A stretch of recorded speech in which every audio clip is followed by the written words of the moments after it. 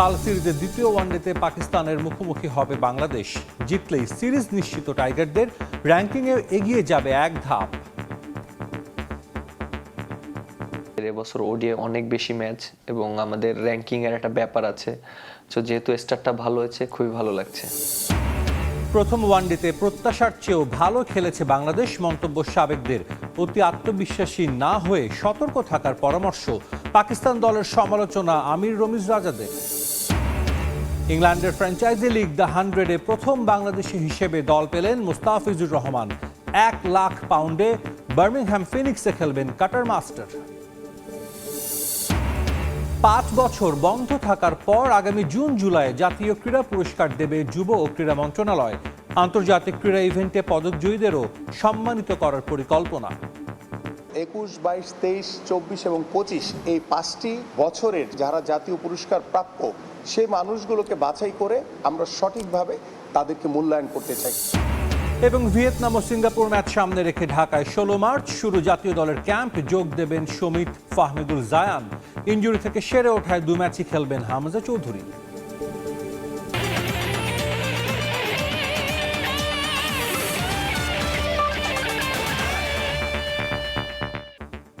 শুরুতে এই ক্রিকেট প্রসঙ্গ। বাংলাদেশ পাকিস্তান ওয়ানডে সিরিজের খবর। কাল দ্বিতীয় ওয়ানডেতে মাঠে নামবে টাইগাররা। ম্যাচ জিতলে সিরিজ জয় নিশ্চিতের সঙ্গে র্যাঙ্কিংয়েও এক ধাপ এগিয়ে যাবে মেহেদী মিরাজের দল।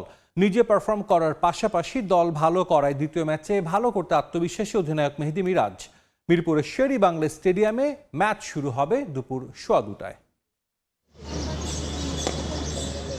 রাজস্বিক প্রত্যাবর্তন হয়তো একেই বলে। 3 মাসেরও বেশি সময় আন্তর্জাতিক ক্রিকেটের বাইরে ছিল বাংলাদেশ ক্রিকেট দল। মাঝে খেলা হয়নি টি-20 বিশ্বকাপ। ক্রিকেটাররা লাল সবুজ জার্সিতে মাঠে নামতে কতটা মুখিয়েছিলেন তা টের পেয়েছে পাকিস্তান দল। ব্যাটে বলে টাইগারদের এমন দাপট সচরাচর দেখা যায় না। র্যাঙ্কিংয়ে 4 নম্বরে থাকা পাকিস্তান দলকে একরকম উড়িয়ে দিয়েছে মেহেদী হাসান মিরাজ বাহিনী। ক্যারিয়ারে প্রথমবারের মতো 5 তুলে নেন নাহিদ রানা। দারুণ ছন্দে থাকা ফিল সিমন্স শিষ্যদের সামনে এখন সিরিজ জয়ের মিশন। উইনিং কম্বিনেশন ধরে রেখেই মাঠে নামার প্রবল সম্ভাবনা লাল সবুজদের। দ্বিতীয় ওয়ানডের আগে বিশ্রামে কাটিয়েছে 2 দল। দ্বিতীয় ম্যাচটা জিতলে র্যাঙ্কিংয়েও এগিয়ে যাবে বাংলাদেশ। সেটা মাথায় রেখেই মাঠে নামবে টাইগার্স। ম্যাচটা উইন হয়েছি, এটা আমাদের জন্য একটা পজিটিভ সাইড, যেহেতু আমাদের এবছর ওডিআই অনেক বেশি ম্যাচ এবং আমাদের র্যাঙ্কিং এর একটা ব্যাপার আছে, তো যেহেতু স্টার্টটা ভালো হয়েছে খুবই ভালো লাগছে। বল হাতে গেল বছরটা ভালো কাটেনি মেহেদী হাসান মিরাজের। 11 ম্যাচে পেয়েছেন 11 উইকেট। তবে মিরপুরে প্রথম ওয়ানডেতে দেখা গেছে পুরনো মিরাজের ঝলক। যদিও তার পুরো 10 ওভার করা নিয়ে কিছুটা সমালোচনা হচ্ছে, কিন্তু নিজে ছন্দে ফেরাতেই খুশি অধিনায়ক। মাঝখানে একটু বোলিংটা নিয়ে একটু স্ট্রাগল করছিলাম, বাট কোথায় আমার ইমপ্রুভ করতে হবে সেটা আমি খুব ভালো করেই জানি। সেটা নিয়ে আমি কাজ করেছি এবং বিসিএলেও 2টা ম্যাচ খেলেছি, ওখানেও সেটা নিয়ে কাজ করার চেষ্টা করেছি। কালকে বোলিংটা আমার জন্য অনেক বেশি কন্ট্রোল ছিল এবং বলের লাইন লেন্থটা খুব ভালো জায়গায় ছিল এবং উইকেটটা অনেক ভালো উইকেট ছিল।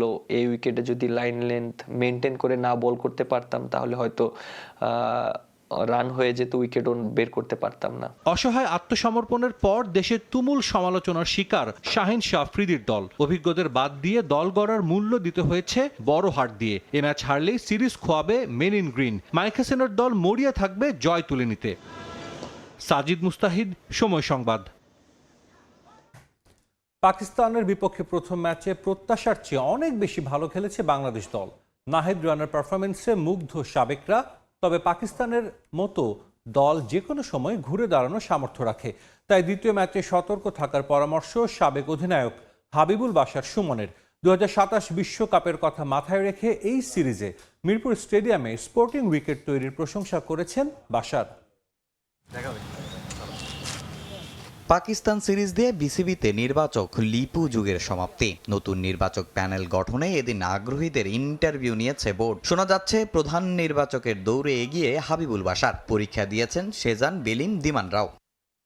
শেষ অ্যাসাইনমেন্টের প্রথম ম্যাচে লিপুকে স্মরণীয় মুহূর্ত উপহার দিয়েছে ক্রিকেটাররা। টি-20 বিশ্বকাপ ইস্যুতে টালমাটাল পরিস্থিতি কাটিয়ে প্রায় 100 দিনের বিরতি শেষে আন্তর্জাতিক ক্রিকেটে দাপুটে প্রত্যাবর্তন বাংলাদেশের। নাহিদ তামিম জাদুতে রীতিমতো উড়ে গেছে পাকিস্তান। এতটা অবশ্য ভাবেননি কেউই। এতটা প্রত্যাশা অবশ্যই ছিল না। খুব ভালো স্টার্ট হলো আমাদের যে প্ল্যান করে বাংলাদেশ এগোচ্ছে নেক্সট ওয়ার্ল্ড কাপের হিসাবে, সেই হিসাবে সিজনের প্রথম আমি সিজনের ধরবো, সিজনের প্রথম ম্যাচটা খুব ভালো কাটলো, ব্যাটিংটাও ভালো হয়েছে। দেখেন আমরা কিন্তু বরাবরই আমাদের স্পিনের উপর ডিপেন্ড, যখন ফাস্ট বলে এরকম বোলিং করে তখন আমরা খুব এক্সাইটেড হয়ে যাই। এটা খুবই ভালো, এটা কনসিস্টেন্টটা ইম্পর্টেন্ট। যেমন একটা দল কখন ভালো হয়, আপনি যখন প্রতিটা ডিপার্টমেন্টে ভালো খেলা শুরু করেন। ঘরের মাঠে বড় জয় আগেও পেয়েছে বাংলাদেশ, তবে সমস্যা ধারাবাহিকতার। বিদেশের মাটি বা বড় মঞ্চে গেলেই ছন্দ হারিয়ে ফেলে টাইগাররা। তাই বিশ্বকাপের আগে সাবেকদের চাওয়া 3 বিভাগেই উন্নতির ধারা বজায় রাখবে বাংলাদেশ। ভেরি ইম্পর্টেন্ট, আমার কাছে মনে হয় সবচেয়ে বেশি গুরুত্বপূর্ণ আমাদের এই পারফরমেন্সটা যেন ধারাবাহিক থাকে, যেন ওয়ান অফ পারফরমেন্স না হয়। এটাই যেন আমাদের ক্রিকেট যেন এমন হয়, আমাদের একটা ক্রিকেটের একটা সিগনেচার থাকা উচিত যে বাংলাদেশ ক্রিকেটটা এরকম, বাংলাদেশ টিম এরকম।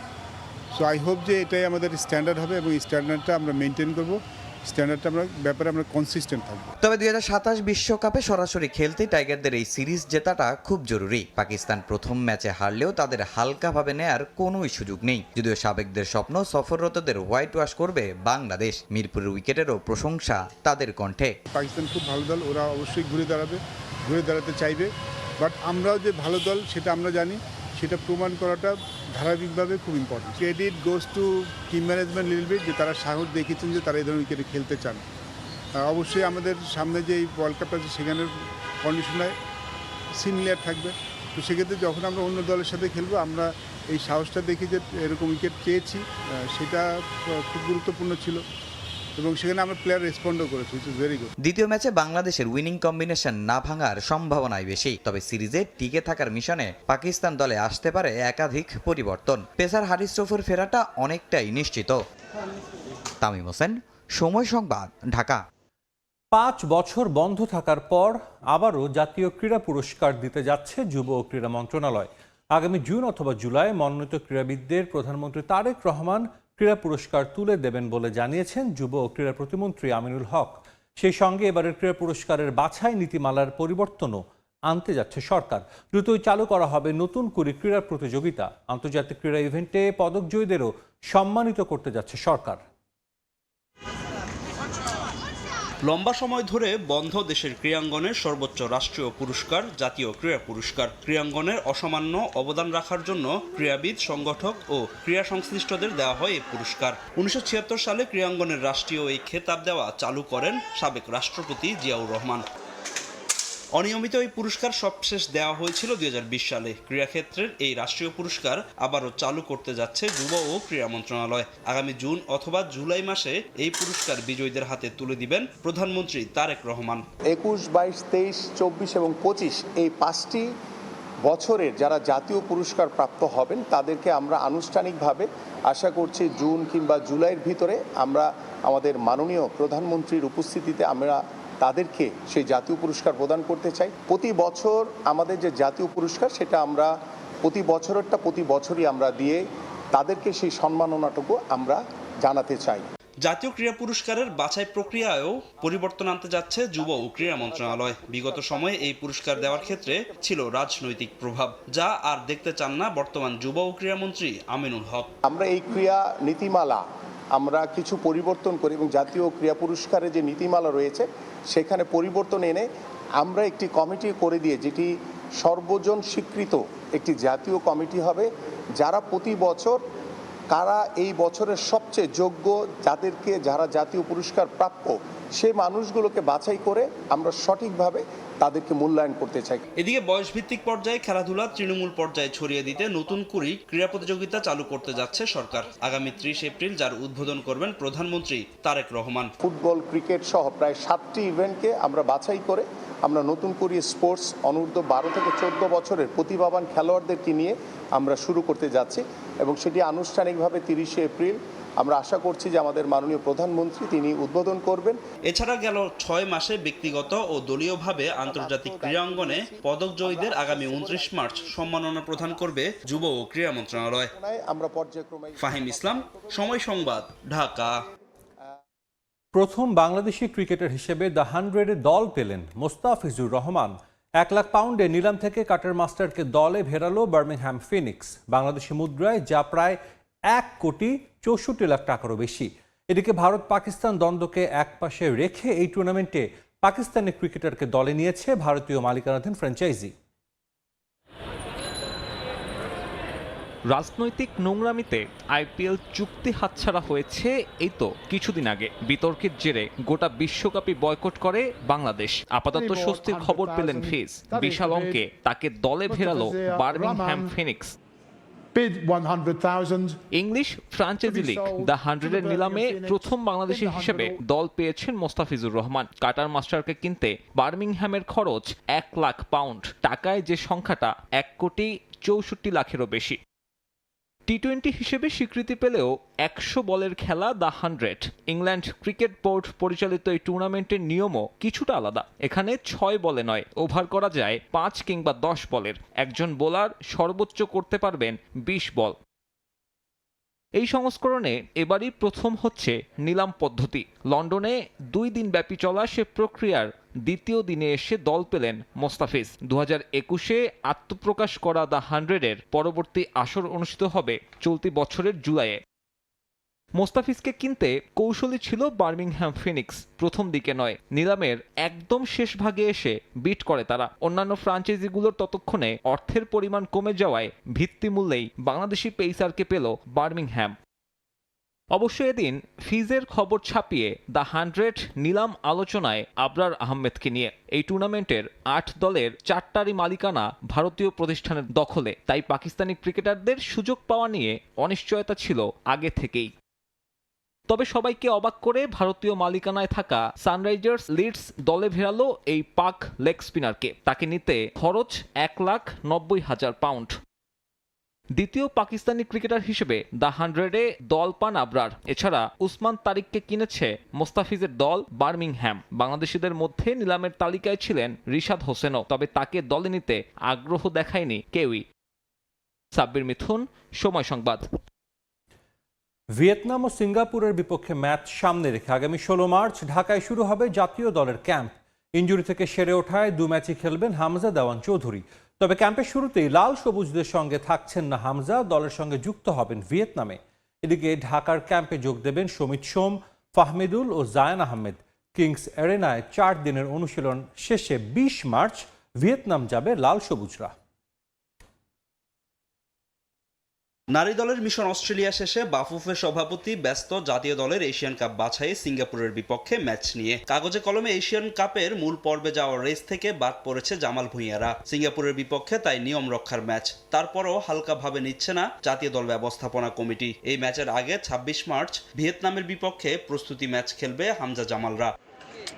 সিঙ্গাপুর ও ভিয়েতনাম ম্যাচ সামনে রেখে আগামী 16 মার্চ থেকে 30 ফুটবলার নিয়ে ক্যাম্প শুরু করবেন হেড কোচ হাবিয়ার কাবেরা। তবে ঢাকায় শুরু হওয়া ক্যাম্পে পাওয়া যাচ্ছে না দেশের ফুটবলের সবচেয়ে বড় তারকা হামজাকে। 21 মার্চ ইংলিশ চ্যাম্পিয়নশিপ লিগে ওয়াটফোর্ড ও লেস্টার সিটির ম্যাচ শেষে ভিয়েতনামে দলের সঙ্গে যুক্ত হবেন হামজা। তবে ক্যাম্পে শুরু থেকেই থাকছেন সমিত, ফাহমিদুল ও জায়ান। হামজা আমাদের সাথে ভিয়েতনামে 22 তারিখে মিট করবে, ও সরাসরি ভিয়েতনামে চলে আসবে।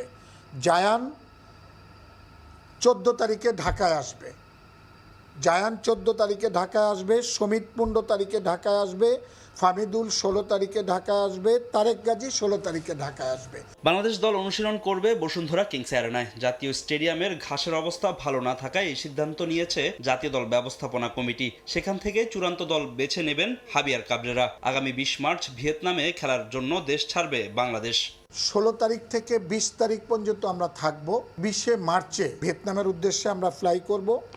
21 তারিখে আমরা ভিয়েতনামে যাব এবং 27 মার্চ পর্যন্ত আমরা ভিয়েতনামে থাকব। যেহেতু আমাদের 31 তারিখে আমাদের খেলা সিঙ্গাপুরের সাথে, যার জন্য আমরা 27 মার্চে আমরা ওখান থেকে আমরা সিঙ্গাপুরের উদ্দেশ্যে রওনা হব এবং সিঙ্গাপুরের উদ্দেশ্যে রওনা হয়ে এদিকে জাতীয় দল ব্যবস্থাপনা কমিটির বৈঠকে ছিলেন না হেড কোচ হাবিয়ার কাবরেরা। ঘরোয়া লীগ শুরু হওয়ার আগে বাংলাদেশে ফিরলেও আবারও ছুটি কাটাতে স্পেন গেছেন তিনি।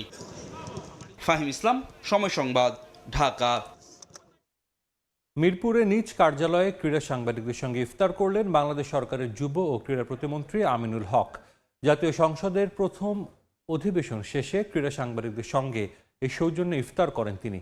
এ সময় উপস্থিত ছিলেন দেশের বিভিন্ন গণমাধ্যমে কাজ করা ক্রীড়া সাংবাদিক সহ ক্রীড়া সম্পাদকরাও।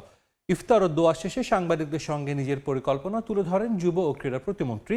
এ সময় দেশের ক্রীড়া ক্ষেত্রের উন্নয়নে সাংবাদিকদের সহযোগিতা কামনা করেন আমিনুল হক।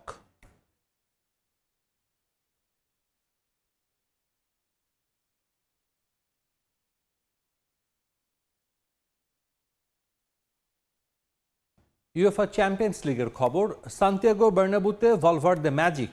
ইউসিএল নকআউটের প্রথম লেগে ম্যানচেস্টার সিটিকে উড়িয়ে দিল রিয়াল মাদ্রিদ। উরুগুয়ান মিডফিল্ডারের হ্যাটট্রিকে সিটিজেনদের ৩-০ গোলে হারালো লস ব্লাঙ্কোস। সান্তিয়াগো বার্নাবু বড্ড বেরসিক। ৯০ মিনিট এখানে কখনো কখনো অনেক লম্বা। সেটা যে কতটা তা হারে হারে টের পেয়েছেন পেপ গার্দিওলা। সিটির শুরুটা ছিল আশার, কিন্তু শেষটা হাহাকারের। কিক অফের সময় সিটি জানান দিয়েছিল তারা আক্রমণ করতে এসেছে। জেরেমি ডোকু আর সেমেনিওর গতিতে বার্নাবুর গ্যালারি কয়েকবার স্তব্ধ হয়ে গিয়েছিল, কিন্তু ২০ মিনিটেই শুরু হয় সেই ট্র্যাজেডি। গোলরক্ষক থিবো কর্তোয়ার একটা মাপা লং বল যখন নিকো ওরাইলির মাথার উপর দিয়ে ভেসে আসছিল, তখন তার শিকারি চিতার মতো ছো মেরে কেড়ে নেন ভালভার্দে। দোন্নারুমাকে কাটিয়ে অবিশ্বাস্য এক কোণা থেকে বল জালে জড়াতেই পতনের শুরু সিটির দুর্গের।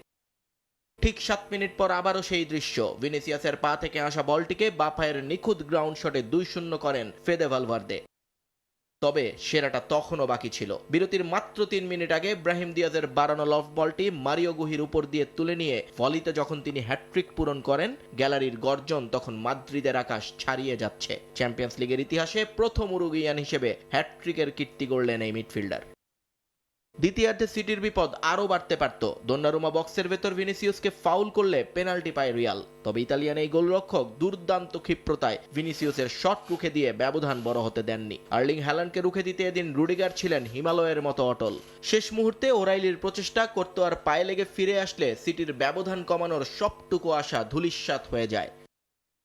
এক ঝাঁক অনিশ্চয়তা নিয়ে মাঠে নামা রিয়াল মাদ্রিদ মাঠ ছাড়ে রাজকীয় দর্পে। এমবাপে বা বেলিংহ্যামের অভাব বুঝতেই দেননি হ্যাটট্রিক হিরো ভালভার্দে। এবার ৩ গোলের পাহাড় টপকানোর কঠিন সমীকরণ নিয়ে ইতিহাদ স্টেডিয়ামে ফিরতে হচ্ছে গার্দিওলা শিষ্যদের।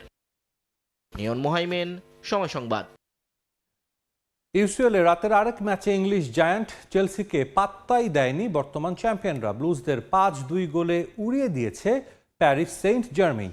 অন্যদিকে বায়ার লেভারকুসেনের মাঠ থেকে হার এড়িয়ে ফিরেছে আর্সেনাল। ১-১ গোলে ড্র করেছে গানাররা।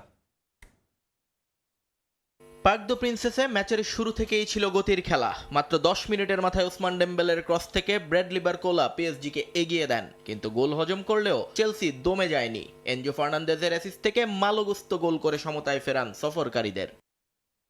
উত্তেজনার পারদ চড়তে থাকে একটু একটু করে। ৪০ মিনিটে কোল পালমারের একটা মিসের মাত্র ১৪ সেকেন্ডের মাথায় প্রতি আক্রমণে চেলসির রক্ষণভাগ তছনছ করে দেন ওসমান ডেম্বেলে। স্কোরলাইন ২-১।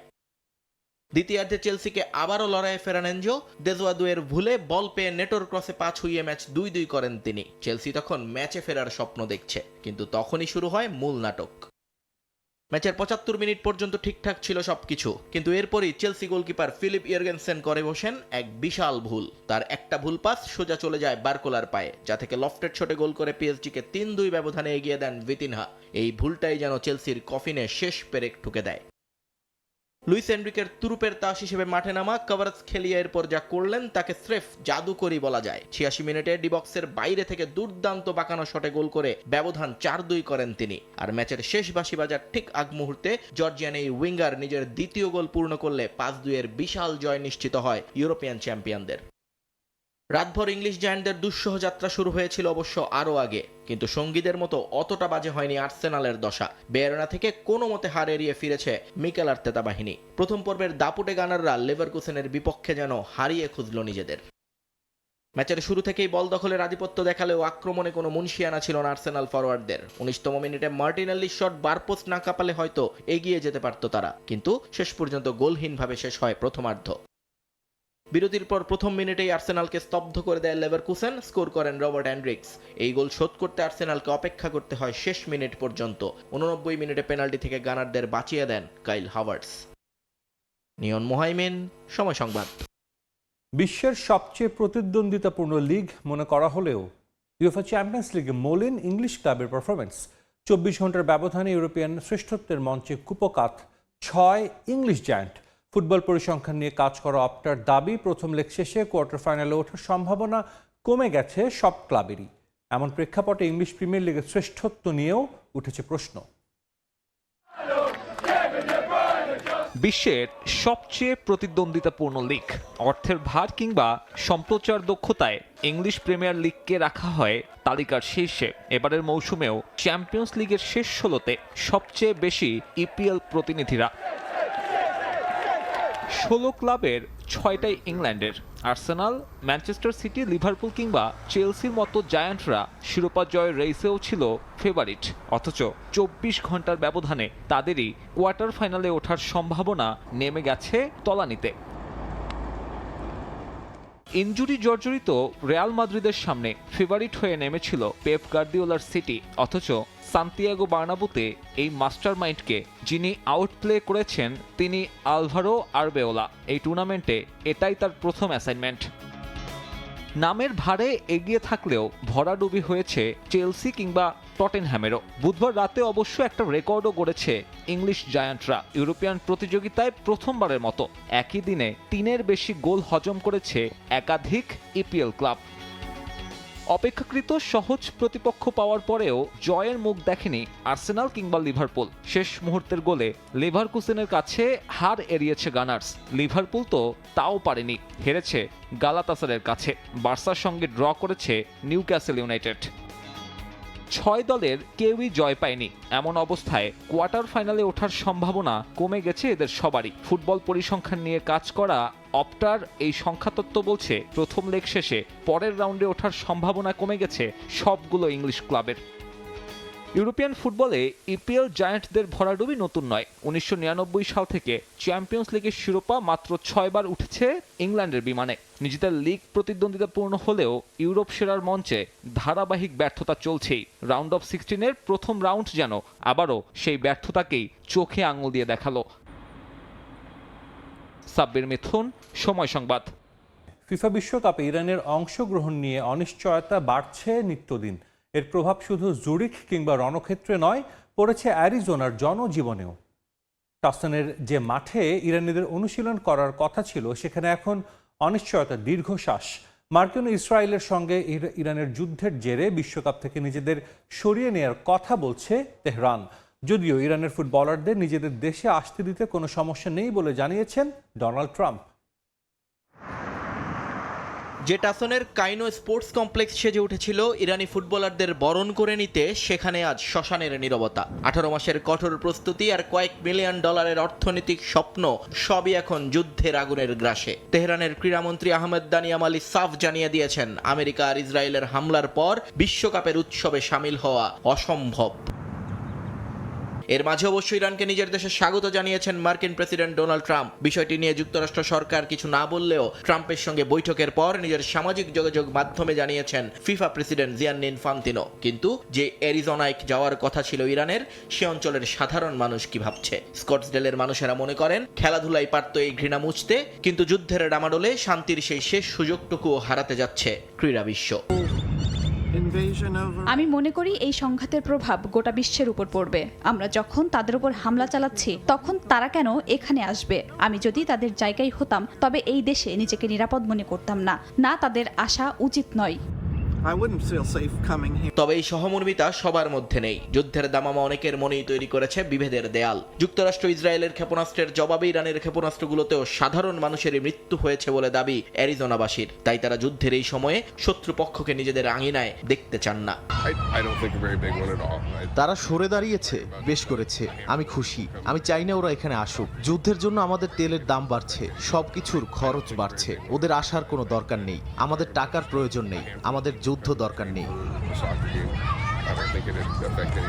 একদিকে মাঠের লড়াই, অন্যদিকে বাঁচার লড়াই। ফুটবলের মেলা বসার কথা ছিল বন্ধুত্ব আর সম্প্রীতির জন্য, কিন্তু 2026 বিশ্বকাপ সম্ভবত মনে রাখা হবে সেই টুর্নামেন্ট হিসেবে যেখানে রাজনীতির বুট আর ক্ষেপণাস্ত্রের আঘাতে হার মেনেছে স্পোর্টসম্যানশিপ। টাসন থেকে অ্যারিজোনা, বিভেদার শঙ্কার ছবিগুলোই এখন বাস্তব। যুদ্ধ থামবে কিনা জানা নেই, তবে আপাতত মাঠের ফুটবলের চেয়ে যুদ্ধের ময়দানের হাহাকারি জোরালো হয়ে উঠছে। নিয়ন মুহাইমিন, সময় সংবাদ। ফিনালি সীমা নিয়ে নতুন সুসংবাদ। মধ্যপ্রাচ্যে অস্থিরতার কারণে কাতার থেকে সরিয়ে নেয়ার অনিশ্চয়তার মুখে পড়েছিল আর্জেন্টিনা স্পেন বিগ ম্যাচ। তবে ইউরোপীয় গণমাধ্যমের দাবি 27 মার্চ রিয়াল মাদ্রিদের হোম ভেন্যু সান্তিয়াগো বার্নাবুতে মুখোমুখি হবেন লিওনেল মেসি ও লামিন ইয়ামাল। মধ্যপ্রাচ্যে অস্থিরতার প্রভাব ক্রীড়াঙ্গনেও অনিশ্চয়তা তৈরি হয় বহুল আকাঙ্ক্ষিত ফিনালিসিমা ঘিরে। আর্জেন্টিনা ও স্পেনের মধ্যকার ব্লকবাস্টার ম্যাচটা হওয়ার কথা ছিল কাতারের লুজেইল স্টেডিয়ামে, কিন্তু যুদ্ধ পরিস্থিতিতে এই মুহূর্তে সেখানে আয়োজন ঝুঁকিপূর্ণ। তাই ধরেই নেওয়া হচ্ছিল এবছর মার্চের শেষ ভাগেও হচ্ছে না ফিনালিসিমা। ইউরোপ নাকি লাতিন ফুটবল, কোনটা সেরা? যুগ যুগ ধরে এ নিয়ে তর্ক ফুটবল বিশ্বে। অনেকেই মনে করেন ফিনালিসিমার মধ্য দিয়ে শ্রেষ্ঠত্বের বিচার করা যায়। ইউরোপ শ্রেষ্ঠত্বের আসর, ইউরো চ্যাম্পিয়নশিপ আর লাতিন ফুটবলের কোপা আমেরিকা চ্যাম্পিয়নদের মধ্যকার ম্যাচটার নামই ফিনালিসিমা। একটা মাত্র ম্যাচ হলেও ক্রীড়া বিশ্বে আবেদন কম নয়। 2024 সালের জুলাইয়ে কোপা আমেরিকা ট্রফি উঁচিয়ে ধরেছিল আর্জেন্টিনা, আর ইউরোর শিরোপা ঘরে তুলেছিল স্পেন। নানা কারণে এরপর দুই মহাদেশের দুই চ্যাম্পিয়নদের লড়াই মাঠে গড়ায়নি। বিভিন্ন সময় সম্ভাব্য তারিখ শোনা গেলেও বারবার পিছিয়েছে তা। অবশেষে আসে ঘোষণা, মার্চের শেষ ভাগে কাতারের লুজেইল স্টেডিয়ামে হবে বিগ ম্যাচ। যে লুজেইলেই পরম আরাধ্যের বিশ্বকাপ ট্রফি জয় করেছিলেন লিওনেল মেসি। লাকি ভেন্যুতে আরও একটা শিরোপা জিতবেন এলএমটেন ভক্তরা আশায় বুক বেঁধেছিলেন, কিন্তু যুদ্ধ পরিস্থিতিতে পরিবর্তন হলো ভেন্যু, নতুন ভেন্যু সান্তিয়াগো বার্নাব্যু।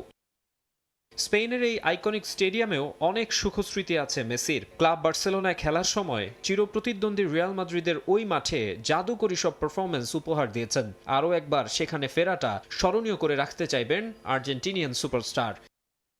80,000-এর বেশি দর্শক ধারণ ক্ষমতার স্টেডিয়ামে তিল ধারণের ঠাঁই থাকবে না, সেটা অনুমান করা যায়। প্রথমবারের মতো মুখোমুখি হবেন দুই প্রজন্মের দুই তারকা, লিওনেল মেসি ও লামিন ইয়ামাল। এটা সাবেক ও বর্তমান দুই বার্সা স্টারের ফাইট হওয়ায় কাতালান সমর্থকদেরও চোখ থাকবে এবারের ফিনালিসিমায়।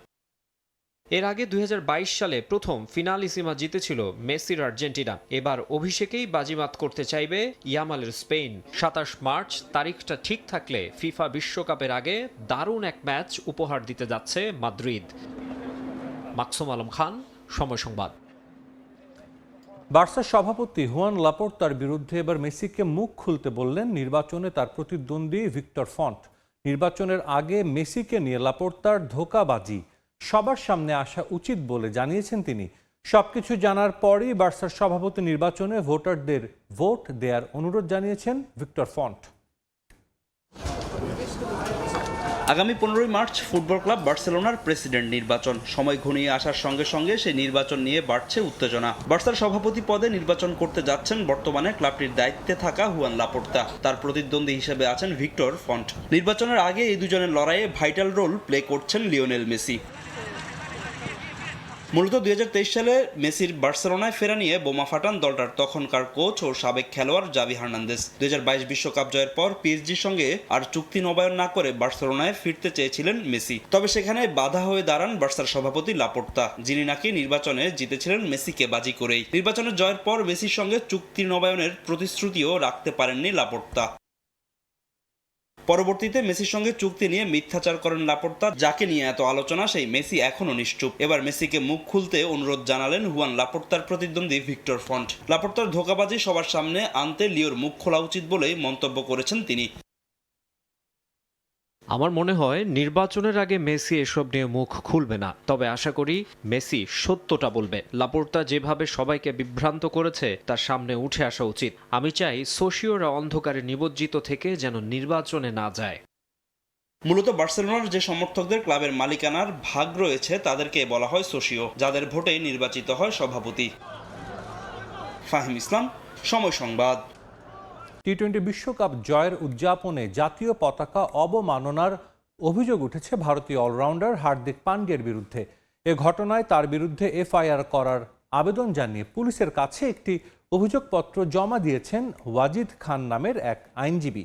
অভিযোগে বলা হয়েছে, বিশ্বকাপ ফাইনাল জয়ের পর আহমেদাবাদের নরেন্দ্র মোদী স্টেডিয়ামে উদযাপনের সময় পান্ডিয়া জাতীয় পতাকা শরীরে জড়িয়ে অশোভন আচরণ করেছেন। আইনজীবীর দাবি, ভারতের ত্রিবর্ণ পতাকা জড়িয়ে এমন আচরণ করা দেশের আইনের লঙ্ঘন এবং জাতীয় পতাকার মর্যাদার অবমাননা। তাই এ ঘটনায় আইনগত ব্যবস্থা নেওয়ার আহ্বান জানিয়েছেন তিনি। পুলিশ জানিয়েছে, আপাতত শুধু অভিযোগপত্র জমা পড়েছে। এ বিষয়ে বিস্তারিত তদন্তের পর সিদ্ধান্ত নেওয়া হবে। বিশ্বকাপে মাঠের পারফরমেন্স দারুণ ছিল পান্ডিয়ার। পুরো টুর্নামেন্টে গুরুত্বপূর্ণ অবদান রাখেন এই অলরাউন্ডার। এবার বিশ্বকাপে 2টি 50 করার পাশাপাশি নিয়েছেন 9টি উইকেট।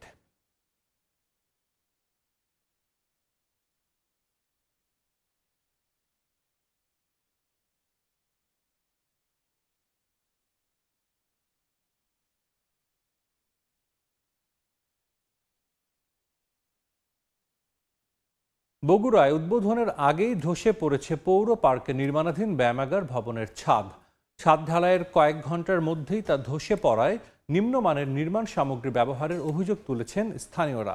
তবে ঠিকাদার বলছেন খুঁটির গোড়া থেকে মাটি সরে যাওয়ায় এ ঘটনা ঘটেছে। ঘটনাটি তদন্ত করে দেখা হচ্ছে বলে জানিয়েছে পৌর কর্তৃপক্ষ। উদ্বোধনের আগে ধসে পড়েছে 3তলা ব্যায়ামাগার ভবন। বগুড়া পৌর পার্কের সৌন্দর্য বৃদ্ধি প্রকল্পের অংশ হিসেবে 1,45,00,000 টাকারও বেশি ব্যয়ে এখানে নির্মাণ করা হচ্ছিল একটি ব্যায়ামাগার বা জিম ভবন। তবে গত সোমবার শুধু ব্যায়ামাগার ভবনটি ছাদ ঢালাইয়ের কাজ শেষ হওয়ার কয়েক ঘন্টা পরেই ছাদ ধসে পড়ে। স্থানীয়দের অভিযোগ, নিম্নমানের নির্মাণ সামগ্রী ব্যবহারের কারণে এমনটি হয়েছে। সরকারি অর্থে নির্মিত ভবনের কাজের মান নিশ্চিত করতে দ্রুত তদন্ত করে দায়ীদের বিরুদ্ধে ব্যবস্থা নেওয়ার কথাও বলছেন তারা। শেষ না হতেই যদি তার সমাপ্তি ঘটে যায় তাহলে তো এতে কর্তৃপক্ষের যে ভয়াবহ অনিয়ম আছে তা লক্ষ্য করা যাচ্ছে। একটা ক্লাম তৈরি করেছে একদম 3তলা পর্যন্ত। এখানে মেন বিষয়টা হচ্ছে এখানে ভেঙে যাওয়ার এই কারণটাই। এর উচ্চতা 26 থেকে 28 ফিটের মতন উচ্চতা, এই দুই পিলারের, তার সাথে কোনো টানা নাই। তবে ঠিকাদারি প্রতিষ্ঠান জয় ট্রেডার্স নিম্নমানের কাজের অভিযোগ অস্বীকার করেছেন। তাদের দাবি, ভবনের একটি খুঁটির গোড়ার মাটি সরে যাওয়ায় খুঁটিটি নড়ে যায় এবং সেই কারণে ছাদ ধসে পড়ে। যখন ওই ছাদ ঢালাইটা কমপ্লিট হয়েছে তখন ওই ছাদের যে পানিগুলো আছে খুঁটির নিচে পড়ার কারণে খুঁটাটা ক্র্যাক করে নিচে নেমে যায়, একদিকে হেলে যায়, রাতের আধারে সন্ধ্যার পরে ইফতারের পরে রাতের আধারে এটা পড়ে যায়। আর তদন্ত শেষে ব্যবস্থা নেওয়ার কথা জানান পৌর প্রশাসক। এই কাজটা চলমান একটা কাজ, এটার কোনো বিলও আমরা তাকে এখনো দেইনি। সুতরাং যে কাজটা আমরা পুরোপুরি কাজটা আমাদের এস্টিমেট অনুযায়ী কাজটা বুঝে নেব এবং তারপরে তাকে বিল দেব। যদি কমপ্লিট না হয় সেক্ষেত্রে যদি ঠিকাদার আবেদন করে সেটা আইন অনুযায়ী বিধি অনুযায়ী ব্যবস্থা নেওয়া হবে। বিশ্ব ব্যাংকের অর্থায়নে শুরু হওয়া এই প্রকল্পের কাজ গত বছরের 29 জানুয়ারি শুরু হয়ে ওই বছরের 11 নভেম্বরের মধ্যে শেষ হওয়ার কথা ছিল। তবে এর মধ্যে বাড়ানো হয়েছে কাজের মেয়াদ।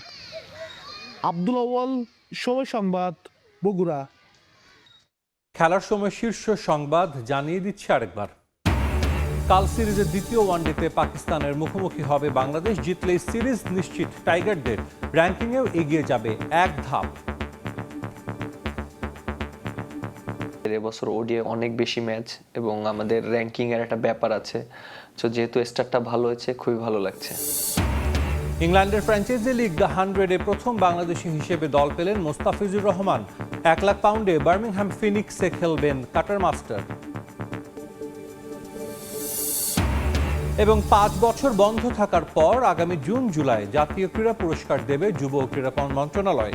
আন্তর্জাতিক ক্রীড়া ইভেন্টে পদক জয়ীদেরও সম্মানিত করার পরিকল্পনা। 21, 22, 23, 24 এবং 25 এই 5টি বছরের যারা জাতীয় পুরস্কার প্রাপ্য সেই মানুষগুলোকে বাছাই করে আমরা সঠিকভাবে তাদেরকে মূল্যায়ন করতে চাই।